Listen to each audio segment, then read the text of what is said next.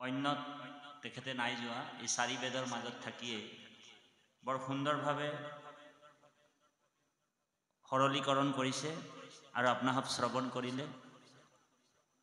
এতিয়া আমি পুনৰ আপোনাসৱৰ মাজত আহি প্ৰায় ১.৫ ঘণ্টামান সময় আপোনাসৱৰ মাজত ভগৱন্তৰ কথা কম। ভগৱন্তৰ বিশেষ কৃপা হ'লে জীৱাত্মাবিলাক সাধুৰ সং পায় বুলি কৈছে। সেইকাৰণে আমাৰ পৰম শ্ৰদ্ধাৰ বাপজনে কৈ গ'ল যেতিয়া প্ৰভুৱে একেবাৰে গোপনীয়তকৈ গোপনীয়,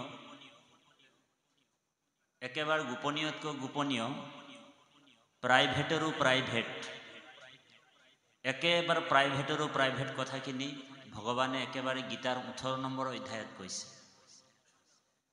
কি বুলি কৈছিলে? বোলে সৰ্বগৃহোত্তমম ভূয়ম শীৰ্ণো মে পৰম বচ্চ ইষ্টু শশী দৃঢ়মিতি বাইখামি তে শীতম। তোমাৰ হিতৰ কাৰণে একেবাৰে গোপনীয়তকৈ গোপনীয়, প্ৰাইভেটৰো প্ৰাইভেট কথাখিনি মই এতিয়াহে কম বুলি কৈছে অৰ্জুনক। ১৮ অধ্যায় ৬২ নম্বৰ শ্লোক। ভগৱানে কৈছে যে হে অৰ্জুন, মন্মনা ভৱ মদ ভক্তো মদযাজি মম নমস্কুৰু মামে বসৈসি সৈতম তে প্ৰতি জানে প্ৰিয় শশীমে। আমাৰ গুৰু জগৎগুৰু শ্ৰীমন্ত শংকৰদেৱৰ প্ৰপন্ন শিষ্য মাধৱদেৱে তথা আমাৰ দ্বিতীয় গুৰুস্বৰূপ মহাপুৰুষ মাধৱদেৱে ইয়াৰ অনুবাদ কৰিছে। সকলোৱে গাব, তাৰপিছত আমি পাঠৰ মাজত সোমাই যাম। অমুত মাত্ৰ সদা দিয়া মন এ মোৰ ভক্ত হোৱা সৰ্বৈখন এ মুকে মাত্ৰ পূজা মুকে কৰা নমস্কাৰ এ তোমাতো কহিলো হয়তো বাণী পাইবা তুমি মোক ও মহামানী।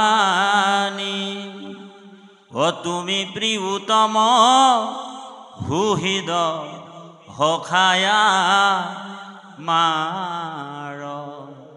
ৰাম তুমি প্ৰিয়তম সুহৃদ সখায়া মাৰ।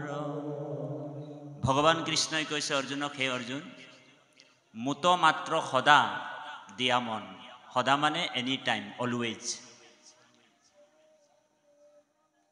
মোৰ ভক্ত হোৱা সৰ্বক্ষণ। সৰ্বক্ষণ মানে কি? এনি টাইম বা অলৱেজ, হয়নে? মুকে মাত্ৰ পূজা, মুকে মাত্ৰ পূজা কৰা, মুকে কৰা নমস্কাৰ। তোমাতো কহিলো সত্যবাণী পাইবা তুমি মোক মহামানী। তুমি প্ৰিয়তম সুহৃদ সখা আমাৰ। গতিকে প্ৰভু ভগৱন্তই অৰ্জুনক কৈছে, হে অৰ্জুন, যিটো গোপনীয়তকৈ গোপনীয় কথাটো মই তোমাক ক'লো, এতিয়া মই একেবাৰে ফাইনেল কথাটো তোমাক ক'ম। অৰ্জুনক কৈছে, হে অৰ্জুন, তুমি ইমানখিনি যদি কৰিব নোৱাৰা তেনেহ'লে তুমি সম্পূৰ্ণৰূপে অৰ্পণ হৈ যাব লাগিব মোৰ ওচৰত, চাইৰেণ্ডাৰ। ভগৱান কৃষ্ণই কৈছে বোলে সৰ্বধৰ্মানো পৰিত্যজ্য মামেকম শৰণম ব্ৰজ অহম তাম সৰ্বপাপৈভ্যো মোক্ষায়াস্মি মম শুচো। অৰ্জুনক কৈছে, হে অৰ্জুন, সৰ্বধৰ্মানো পৰিত্যজ্য মামেকম, কেৱল মোক প্ৰেম কৰা। বোলে মোৰ বাহিৰে তোমাৰ এটেচমেণ্টটো যদি আইগৰাকীৰ প্ৰতি আহি আছে, তথাপি তুমি বন্ধনত পৰি যাবা। তুমি আইগৰাকীৰ প্ৰতি যদি মোহিত হৈ আছা, এটেচমেণ্ট হৈ আছে, তেনেহ'লে তুমি বন্ধনত পৰিবা। কোনোবা এটা পদাৰ্থৰ ওপৰত তোমাৰ এটেচমেণ্টটো আছে, নাতিটোৰ প্ৰতি আছে, তুমি বন্ধনত পৰি যাবা। প্ৰেম কেৱল মোক কৰিবা, মাম একম শৰণম ব্ৰজ। তেতিয়া কি কৰিম অৰ্জুনক কৈছে, অহম তাম সৰ্ব পাপৈভো মুক্ষায়াস্মি মাম শুচৌ। হে অৰ্জুন, তুমি সম্পূৰ্ণৰূপে যেতিয়া কায় বাক্য মনে মোৰ ওচৰত শৰণাপন্ন হ'বা, সম্পূৰ্ণ চাইৰেণ্ডাৰ, তেতিয়া মই তোমাক সমস্ত পাপৰ পৰা উদ্ধাৰ কৰিম কৈছে, ৰক্ষা কৰিম। সেইকাৰণে আমাৰ শৰণটো কেৱল ভগৱন্তৰ ওচৰত কায় মন বাক্যে শুদ্ধ চিতে শৰণ হ'ব লাগিব।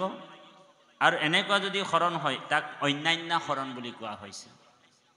গতিকে কৃপালু বা পায় সমস্ত নৱসিদ্ধ নিমি ৰজাক সেই আত্মতত্ত্ব জ্ঞান কবি নিগদতি শুনা নিমি মহাশয়, হেন বা কৰিবা ৰাজা মনত সংশয়, যিটো মহাযোগী সদা সমাধিত ৰতি, কোটি জন্মে নুহি তাৰ সপ্ৰেম ভকতি।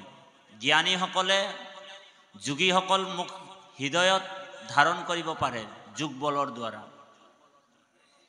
কিন্তু সেই যোগীসকল অকল মোৰ বিষয়ে জানে, কিন্তু মোক লাভ কৰিব নোৱাৰে। যোগীসকলে ভগৱানক লাভ কৰিব নোৱাৰে। জ্ঞানৰ যোগেদি ভগৱানক জানিবহে পাৰে, কিন্তু লাভ কৰিবৰ পৰা একমাত্ৰ উপায় হৈছে ভকতি। আৰু এই ভক্তিক 9 প্ৰকাৰৰ শ্ৰেষ্ঠতা দিছে, 9 বিধ শ্ৰেষ্ঠতা। এনে ভক্তি একাশীবিধ ভক্তি বুলি কৈছে, তাৰ ভিতৰত শ্ৰেষ্ঠতৰ ভক্তি 9 বিধ। বোলে শ্ৰৱণম কীৰ্তনম বিষ্ণু স্মৰণম অৰ্চনম বন্দনম দাস্য হাইখো আত্মনিবেদনম ইতি পুমা চাপিত বিষ্ণু ভক্তি চৌ নৱলক্ষণ। ভক্তি 9 প্ৰকাৰ।